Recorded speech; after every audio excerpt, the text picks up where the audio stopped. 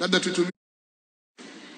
tutumie wakati huu kujibu baadhi ya maswali ambayo yaliletwa katika wiki ile iliyopita, na haya yalikuwa ni kwa munasaba wa mlango ule tuliosoma kuhusu masala ya ruqya. Swali la kwanza ambalo nitalijibu kutokana na wepesi wake, yani kutokana na muda, ni suala la hukumu ya kuyasomea maji baadhi ya aya za Qur'an kisha kumpatia mgonjwa kwa ajili ya kunywa au kujipaka mwilini, hali ya kutarajia kwa maji hayo shifa, na wengine kuyanyunyiza katika pembe za nyumba kwa lengo la kinga.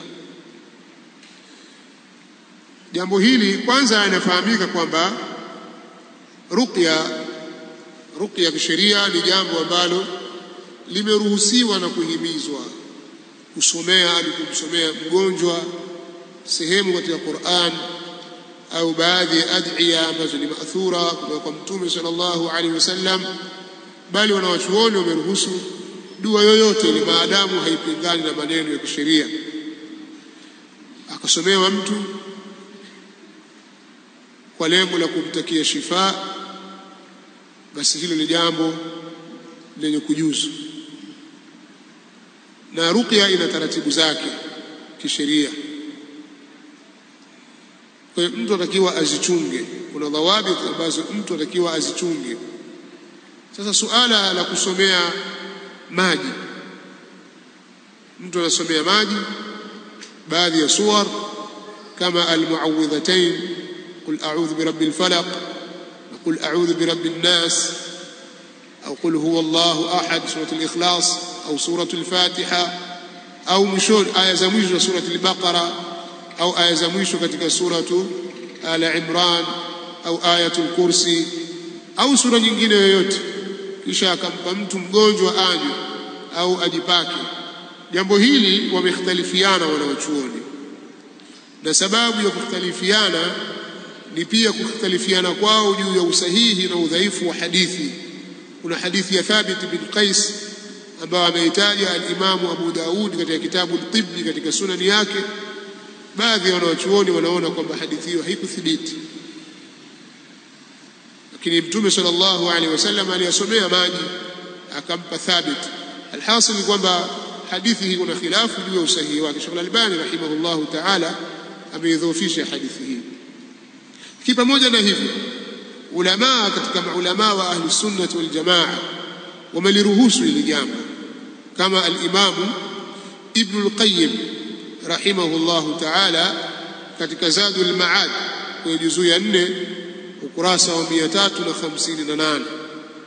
Al-Imamu Ibn al-Qayyim rahimahullahu ta'ala katika Zadul Ma'ad fi hadi khair al-ibad kwa juzuu ya 4 ukurasa wa 358 amejuzisha jambo hili la kuandikwa aya katika Qur'an kisha ukampa mgonjwa akanywa, au ukayasomea maji baadhi ya aya za Qur'ani kisha ukampa mtu maji yale baada ya kuwa umeyasomea na kuyatemea vijimati akanywa.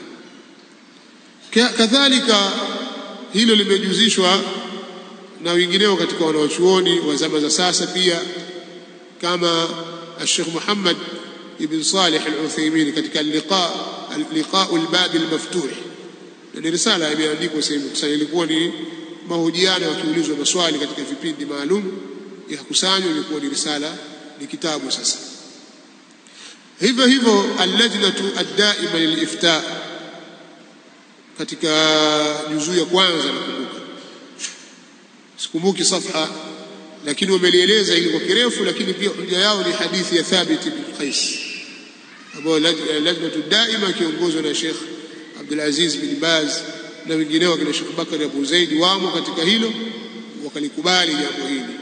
Kwa ni jambo ambalo lina khilafu, na baadhi ya wanachuoni walijuzisha na baadhi yao wamelikataa. Katika waliolikataa jambo hili katika muasirun ni Sheikh Rabi' bin Hadi al-Madkhali hafidhahu Allah ta'ala wa matta'ahu Allah bis-sihhati wal-afiyah. Sheikh Rabi' yeye analipinga jambo hili, tena katika kauli yake anasema ijapokuwa wamelijuzisha jambo hilo baadhi al-afadhil, lakini wao ndio walitufundisha sisi tufuate dalili. Kama hakuna dalili sisi hatuwezi kuwafuata katika hilo. katika kauli zake anazungumzia kuhusiana na suala hili. Kwa ni jambo ambalo liko hivyo, suala liko katika sura hiyo. Kwa hiyo nadhani limefahamika. Suala jingine, je, inafaa kufanya kisomo cha ruqya kuwa ni ajira? Kama mtu kazi yako ni kusomea ruqya, yukaandika mkulima, yukaandika biashara, huyo sasa ni kazi yangu ruqya. Hata kama hakuandika labda rasmi, lakini yeye hujinasibu kwamba mimi kazi yangu ruqya.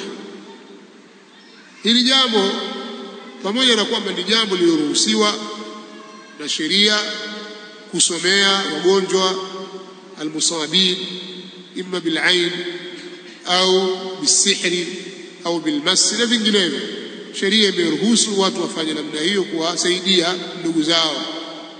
Lakini na pia vile vile imeruhusiwa kuchukua ujira juu yake, kama tumesoma katika hadithi zilizopita kwamba yafaa kuchukua ujira, lakini haifai kuifanya kuwa ndio kazi. Kwa hiyo kama talibul ilmi ametafaragh na akajiwekea kwamba mathalan ana clinic wagonjwa wake, amewekea nyakati maalum ya kuonana nao na kazi hivi, kuna sehemu ofisi maalum, kama talibul ilmi anatafaragh kwa ajili ya jambo hili, basi ajue kwamba anafanya makosa. Sawa sawa ni yeye atafaragh na mambo mengine ya faida. Katika mambo ya faida ambayo yanatakiwa kufanywa ni kuibadilisha jamii itoke kule ilipokuwa iende katika usawa. Jamii yoyote ikiwa katika giza na inaamini katika mambo ya kishirikina, mambo hayo hukithiri sana na huwezi kuyamaliza, utakufa utabakisha hivyo hivyo. Lakini jamii ikishaingia kwenye tauhid, mambo haya yanakuwa ni machache, na kazi yake pia inakuwa ni rahisi.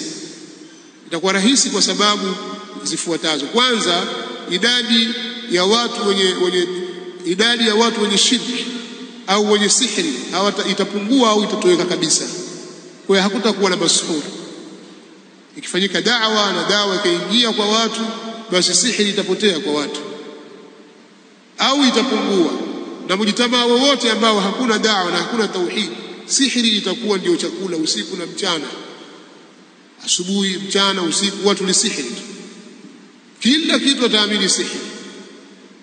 Kwa hiyo tatizo litakuwa ni kubwa zaidi, kwa sababu watu wanataamali kwa sihri. Hili jambo la kwanza. Jambo lingine, kama ikiwa da'wa itafanyika na tauhidi ikaingia kwa watu, ina maana kwamba hawa watu watakuwa wana uwezo wao wenyewe kujifanyia ruqya, kwa sababu ilmu imefika kwao na sheria ya kutaka wewe ujifanyie ruqya. Na ndio maana yule ambaye ataomba afanyiwe ruqya hatoingia katika kundi la ambao watastahiki kuingia peponi bila hisabu wala adhabu. Katika wale watu 70,000 ambao wataingia katika pepo bila hisabu wala adhab, ni wale ambao la yastarqun, hawaombi kufanyiwa ruqya. Sasa wewe ukishalifahamu hilo na ad'iya wazijua min alkitabi wasunnati, katika kitabu na sunna, utamtafuta mtu akufanyia ruqya. Kwa hiyo idadi ya arruqa ya wenye kufanya ruqya itapungua, na utakuwa kuna wengine mfano wako wengi. Haina haja ya kutafaragha wewe kwa shughuli hiyo. Na jambo jingine ambalo ndio hili limezalikana pia katika nukta hii, kwamba watu wengi watakuwa wajua sasa kufanya. Kila familia itakuwa kuna mtu ambaye aweza kufanya hiyo ruqya. Kwa hiyo maulama wananasihi sana kwamba talibul ilmi atoe juhudi kubwa ya kuibadilisha jamii kwa da'wa na taalimu, ndio atafaragha kwa hilo, kuliko yeye kujishughulisha kuifanya kwamba ruqya ndio njia ya kubadilisha watu. Hili hutaliweza. Kwa hiyo mtu akawa maisha yake yote yeye hangaika, mara yuko huku, mara atafuti ilmu wala hasomeshi ilmu, kwa sababu ameshughulishwa na suala la ruqya. Ni jambo linalofaa na ni jambo zuri, na mtu akiweza kumsaidia ndugu yake amsaidie, lakini jiwekee utaratibu kwamba mimi kazi yangu ni talibul ilm au da'iya, kazi yangu ni kuwafikishia watu ujumbe kwa kile nilichokijua. na kuongeza ilmu. Akitokea mtu mmoja wawili waona kwamba kweli huyu ni muhtaji, waweza kumfanyia ruqya. Lakini sasa jamii ilivyo na sheitani namna anavutia nguvu katika watu, utajikuta kwamba sasa Allah akishaweka kabuli kwako, watu wanafungamanishwa nyoyo zao na wewe, wana kwamba fulani bwana mtaala. Sheitani ataka hilo sasa, atakuchezea.